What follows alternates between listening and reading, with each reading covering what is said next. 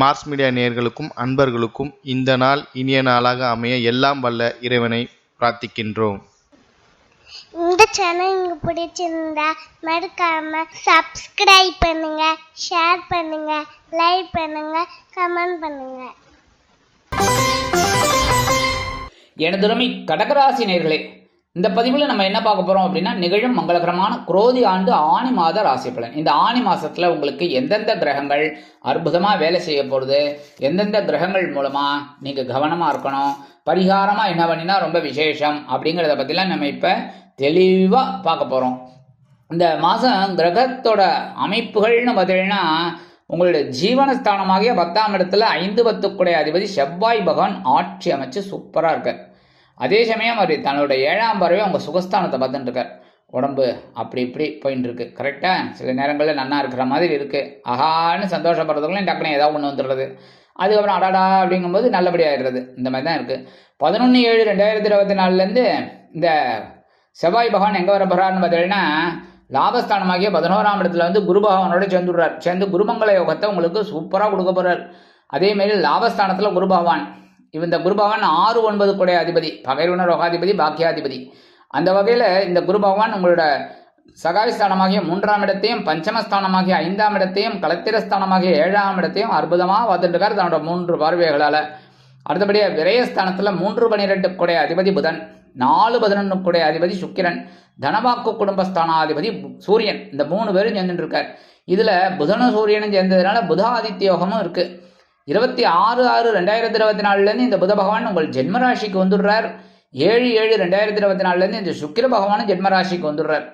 அடுத்தபடியாக சகாயஸ்தானத்தில் கேது பகவான் குரு பகவானின் பார்வையை வாங்கி கொண்டு அற்புதமாக சஞ்சாரம் செஞ்சுட்டு இருக்கார். பாக்கியஸ்தானத்தில் ராகு பகவான் சூப்பராக உட்காந்துருக்கார். நல்லா பிரம்மாண்டமாக யோசித்து வச்சுட்டு இருக்கார். அஷ்டம ராசியில் 7 8 அதிபதி சனீஸ்வர பகவான் 8ஆம் இடம், அஷ்டமம் அப்படிங்கும்போதே அவர் அந்த அஷ்டமாதிபதி 8ஆம் இடத்துல இருக்கார். ஆனால் 19/6/2024 அவர் வக்கரகதி அடைகிறார். அதனாலே இன்னைக்கு ஓரளவுக்கு உங்களுக்கு சிறப்பான சூழ்நிலை இருக்கும். இதுதான் இந்த மாத கிரக நிலைகள், கிரக மாற்றங்கள்.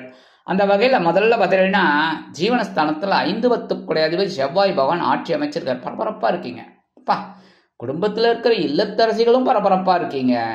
உத்தியோகத்தில் இருக்கிற இல்லத்தரசிகள் ஆண்கள் எல்லாருமே பரபரப்பாக இருக்கீங்க. தொழில் வியாபாரத்தில் இருக்கிறவா அவளும் ரொம்ப பரபரப்பாக சுறுசுறுப்பாக இருக்கீங்க. Very good, super. இந்த மாதிரி தான் இருக்கணும். ஏன்னா எல்லாருமே ஜீவனத்துக்கு தானே சுவாமி அலைஞ்சுட்டு இருக்கோம். ஜீவனம் நன்னா இருந்ததுன்னு வச்சுக்கோங்க, வருமானம் வந்துட்டு இருக்கும். ஜீவனமே இல்லைன்னா வருமானம் எங்கேருந்து வரும்? வருமானம் இல்லைன்னா எங்கே சந்தோஷம் இருக்கும் சொல்லுங்க. அந்த வகையில் 10ஆம் இடத்து அதிபதி செவ்வாய் பகவான் ஆட்சி அமைச்சு சூப்பராக இருக்கிறதுனால உத்தியோகத்தில் இருக்கிறவாளுக்கும் சரி, தொழில் வியாபாரத்தில் இருக்கிறவாளுக்கும் சரி, அதே சமயம் இல்லத்தரசிகளுக்கும் சரி பரபரப்பாக இருக்கக்கூடிய ஒரு வாய்ப்புகள் அவங்களுக்கு கிடைக்கும். அதை அப்படியே உபயோகப்படுத்தின்னு சந்தோஷ வானில் அப்படியே பறந்துட்டுருப்பீங்க. அதே சமயம் சீருடை பணியாளர்களாகிய காவல், இராணுவம், தீயணைப்புத்துறை, மருத்துவத்துறையில் வேலை பார்க்கும் அன்பர்களுக்கு எதிர்பார்க்கும் இடமாற்றம், பதவி மாற்றம், பதவி உயர், சம்பள உயர்வு அருமையாக, மிக அருமையாக, மிக மிக அருமையாக வந்து சேரும். ஏன்னா 10ஆம் இடத்துல செவ்வாய் பகவான் இருந்தாலே திக்பலம் சூப்பராக நன்னா இருக்கும். கவலையே பட வேணாம். ஆனால் என்ன ஒன்று, உடம்பு சரியில்லை அப்படின்லாம் சொல்லி அவாய்ட் பண்ணக்கூடாது உத்தியோகத்தை, சரியா? அடுத்தபடியாக 11/7/2024 இந்த செவ்வாய் பகவான் எங்கே வராருன்னு பார்த்தீங்கன்னா, லாபஸ்தானமாகிய 11ஆம் இடத்துக்கு வந்துடுறார். ஆல்ரெடி குரு பகவான் அங்கே உட்காந்துட்டு உங்களுக்கு சில நன்மைகளையும் கொடுத்துட்டுருக்கார். 11ஆம் இடத்துல இருந்துட்டு ஒரு 60% நன்மைகளை கொடுத்துட்டுருக்கார், இல்லைன்னு சொல்ல முடியாது. அதே சமயம் இந்த செவ்வாயும் அங்கே சேர்ந்துட்டு குருமங்கள யோகத்தை கொடுக்க போகிறார். இன்னுமே உங்களை காட்டில் அதிரடி மழை தான். என்ன அதுக்காக நான் கொடை பிடிச்சின்னு கட்டுமான்னு கேட்காதீங்க.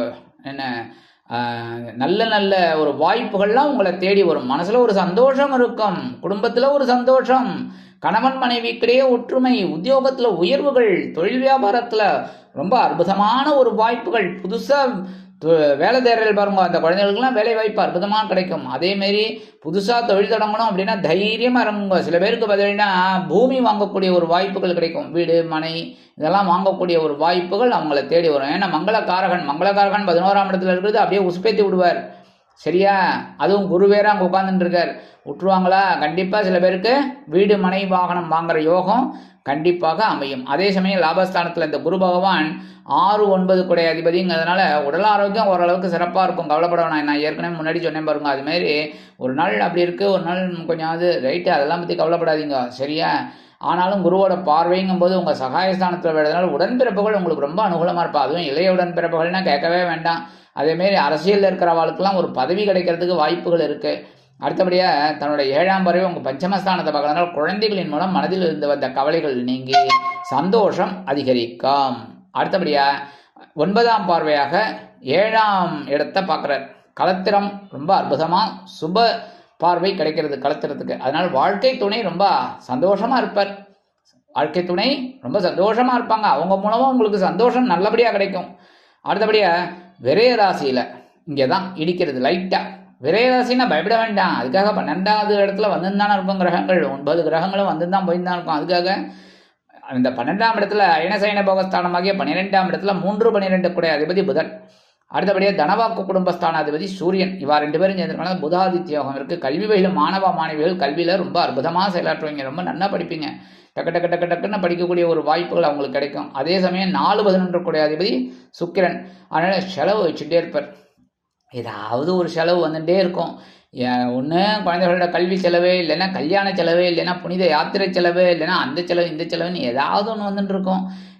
ஏன் காய்கறி செலவே எடுத்துக்கோங்களேன், இல்லத்தரசிகளுக்கெல்லாம் காய்கறி செலவு அதுவே கொஞ்சம் கூடுதலாகவே இருக்கும். ஏன்னா காய்கறி விலையெல்லாம் ஏறிப்படுது. அதனாலே காய்கறி விலை ஏறிப்படுறதுனால கண்டிப்பாக செலவுகளும் அதிகமாக தான் இருக்கும். ஆக 12ஆம் இடத்துல இருக்கிற இந்த 3 கிரகங்களும் உங்களுக்கு சில செலவுகளை வைப்பா. சில பேருக்கு பார்த்தீங்கன்னா உடன் பிறந்தவர்களின் மூலமாக சில செலவுகள், இந்த மாதிரிலாம் வரும். உற்றார் உறவினர்களின் மூலமாக சில செலவுகள். அடுத்தபடியாக 26ஆம் தேதியிலேருந்து 26/6/2024 இந்த புத பகவான் எங்கே வர போகிறாருன்னு பார்த்தீங்கன்னா ஜென்மராசிக்கு வந்துடுறார். என்ன 7/7/2024 இந்த சுக்கிர பகவான் ஜென்மராசிக்கு வந்துடுறார். அற்புதமான பலாபலன்கள் இன்றைக்கி கிடைக்க போகிறது உங்களுக்கு. இப்போ தான் அதிரடி மாற்றங்கள்லாம் கிடைக்க போகிறது, மனசில் சந்தோஷம் வரப்போகிறது, எடுக்கிற காரியங்கள்லாம் அற்புதமாக நிறைவேற போகிறது. என்ன எழுத்து அச்சுத்துறையில் இருக்கிறவாளுக்கெல்லாம் ஒரு புதிய வாய்ப்புகள் கண்டிப்பாக கிடைக்கும். குழந்தைகளுக்கெல்லாம் நல்ல படிப்பு வரும், நல்ல மார்க் வாங்குவாங்க, அதாவது ஏன்னா புதுசாக வேறு ஸ்கூலுக்கு போகிறா, நன்னா கவனித்து நன்னா படிப்பா, அதுக்கு உண்டான ஒரு உயர்வுகள் அந்த குழந்தைகளுக்கு கிடைக்கும். மற்றபடி சில பேருக்கு பார்த்தீங்கன்னா பொழுதுபோக்கு அம்சங்களில் நாட்டம் அதிகரிக்கும். இதை கொஞ்சம் நேரம் டிவி பார்ப்போமே, இல்லை ஒரு சினிமாவுக்கு போயிட்டு வருவோமே, இல்லைன்னா பார்க்குக்கு போயிட்டு வருவோமே, பீச்சுக்கு போயிட்டு வருவோமே, இல்லை அட்லீஸ்ட் கோவிலுக்காவது போயிட்டு ஒரு நிம்மதியாக ஒரு 10 நிமிஷம் உட்காந்துட்டு வருவோமேங்கிற ஒரு எண்ணமெல்லாம் வரும் அவளுக்கு. அதில் மனசில் ஒரு சந்தோஷம் இருக்கும். அடுத்தபடியாக 3ஆம் இடமாகிய சகாயஸ்தானத்தில் கேது பகவான் குருவோட பார்வையை வாங்கிட்டு இருக்கார். என்ன பாக்கியஸ்தானத்தில் ராகு பகவான். என்ன ஓரளவுக்கு பரவாயில்ல, இந்த இடம் ஓரளவுக்கு நல்ல இடம்தாங்கிறதுனால ஓரளவுக்கு உங்களுக்கு பரவாயில்லாத ஒரு சுச்சுவேஷன் போயிட்டு இருக்கும். இளையவுடன் பிறப்புகள் அனுகூலமாக இருப்பார்கள். அதே நேரத்தில் மனசில் தைரியமும் இருக்கும். தைரியம், இந்த வேலையை நம்மளால் செய்ய முடியும்பா அப்படின்னு இந்த குழப்பமே இல்லை, அப்படியே தெளிவாக வேலை செய்வீங்க. அது இந்த கடகராசியை சேர்ந்த அன்பர்கள் போது அவங்க ஆண்களாகட்டும் பெண்களாகட்டும் ஒரு விஷயத்தை எடுத்துட்டிங்கன்னா அதை முடிக்காமல் விட மாட்டீங்க. அந்த அளவில் ரொம்ப அற்புதமாக செயல்படுத்தக்கூடிய ஒரு வாய்ப்புகள் அவங்களுக்கு வந்து சேரும். அடுத்தபடியாக 9ஆம் இடத்துல இருக்கிற ராகு பகவான் உங்களுக்கு பாக்கியத்தை பிரம்மாண்டமாக வைப்பார். அதாவது ஒரு ஹோட்டலுக்கு போகணுன்னா கூட நன்னா அப்படி எப்படியே சாப்பிட்ணுன்னு ஒரு எண்ணத்தை கொடுப்பார். ஆனால் சாப்பிட்றது தான் சாப்பிட போகிறோம், அது அடுத்தது என்ன. ஆனாலும் எண்ணங்கள் பிரம்மாண்டமாக இருக்கும். அதேமாரி சில பேருக்கு பார்த்தீங்கன்னா வீடு மனை வாகனம் இதெல்லாம் வாங்குகிற யோகம் உண்டாகும். அதையும் பிரம்மாண்டமாக வாங்குவோமே அப்படிங்கிற ஒரு எண்ணமெல்லாம் வரும். யோசித்து பண்ணணும். ஏன்னா 3ஆம் இடத்துல இருக்கிற கேது பகவான் இதெல்லாம் கூடாது, ஒழுங்காரு அப்படின்னு சொல்லி ஒரு ஆன்மீகத்தை அப்படியே கொண்டு வந்துட்டு இருப்பார். அதனாலே கவனமாக இருந்தாலே ரொம்ப விசேஷம். மற்றபடி தந்தையாரோட உடல் ஆரோக்கியத்தில் கொஞ்சம் அக்கறை எடுத்துக்கோங்க. ஏன்னா 9ஆம் இடம் அப்படிங்கிறனால இந்த பூர்வீக ஸ்தானம் அதெல்லாம் கொஞ்சம் தந்தையார் இதெல்லாம் கொஞ்சம் பார்த்துக்கிறது நல்லது. ஏன்னா ராகு பகவான் அப்படிங்கும்போது இந்த தந்தை வழி பாட்டன் அதெல்லாம் கொஞ்சம் அவளெல்லாம் கொஞ்சம் அனுசரித்து போகிறது ரொம்ப நல்லதுங்க. அதே சமயம் அடுத்தபடியாக அஷ்டம ராசியில் 7, 8 கூட அதிபதி சனீஸ்வர பகவான். ஆனால் என்ன ஒரே ஒரு ஆறுதல் அப்படின்னா 19/6/2024 இந்த சனீஸ்வர பகவான் வக்ரகதி அடையிறார். வக்ரகதி அடையிறாருங்கும்போது நீங்கள் கொஞ்சம் மூச்சு விட்டுக்கலாம். ஏன் அப்படின்னா அஷ்டம ராசியில் இருந்துன்னு உங்களை கொஞ்சம் மனக்குழப்பத்தை கொடுத்துட்டுருக்காரு. இவ்வளோ லாபங்கள் போயின்னு இருக்கு, குரு அது இது எல்லா கிரகங்களும். ஆனால் இந்த சனீஸ்வர பகவான் கொஞ்சம் உங்களுக்கு சில விஷயங்களில் சில படிப்பினைகள் எல்லாம் கொடுத்துட்டுருக்கார். என்ன இப்படித்தான் இருக்கணும் அப்படித்தான் இருக்கணும்னு, அதனாலேயே கொஞ்சம் குழப்பத்தில் இருந்தீங்க. ஆனால் இப்போ வந்து வக்ரகதி அடைகிறது ரொம்ப நல்லது. வக்ரகதி அடையும் போது உங்களுக்கு சில நற்பலன்களை எதிர்பார்க்கலாம். மற்றபடி பரிகாரமாக என்ன பண்ணணும் அப்படின்னா ரொம்ப சிம்பிள், ஒன்றும் இல்லை. ஏன்னா எல்லா கிரகங்களும் கிட்டத்தட்ட உங்களுக்கு நல்ல ஒரு மூவிங்கில் இருக்குது. இந்த மாதம், இந்த ஆனி மாதம் நல்ல மூவிங்கில் இருக்கிறதுனால பெரிய அளவில் நீங்கள் பரிகாரங்கள் பண்ணணுங்கிற அவசியம் இல்லை. ஏன்னா செவ்வாய் பகவான், சூரிய பகவான், அது இது எல்லாமே நல்ல அற்புதமாக இருக்காங்க. அதே சமயம் இந்த சனீஸ்வர பகவானுக்காக, நவ கிரகங்களில் உள்ள ஆயுள்காரகராக சனீஸ்வர பகவானுக்காக நீங்கள் வந்து சனிக்கிழமைகளில் காயத்ரி சொல்லுங்க.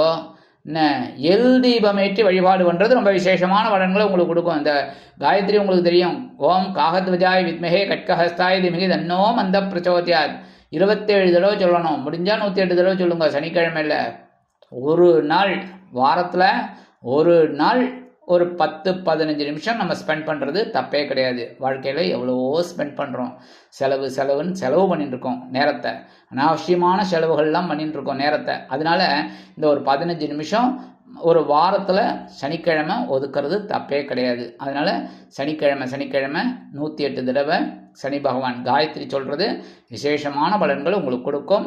அதே மாதிரி எல் தீபமேற்றி வழிபாடு பண்ணுறதுனால மனசில் இருக்கிற குறைகள் தீரும், உடல் ஆரோக்கியம் சிறப்படையும். ஆக இந்த சிறு பரிகாரத்தின் மூலம் குரோதி ஆண்டு ஆனி மாதம் அற்புதமான ஏற்றம் தரும், மாற்றம் தரும் மாதமாக அமையும் என்று கூறி விடைபெறுகிறேன். நன்றி, வணக்கம். மீண்டும் ஒரு அருமையான பதிவில் நான் உங்களை மனமகிழ்ச்சியோடு சந்திக்கிறேன். வாழ்த்துக்கள். வாழ்க வளமுடன். இந்த சேனல் உங்களுக்கு பிடிச்சிருந்தா மறக்காம சப்ஸ்கிரைப் பண்ணுங்க, லைக் பண்ணுங்க, ஷேர் பண்ணுங்க.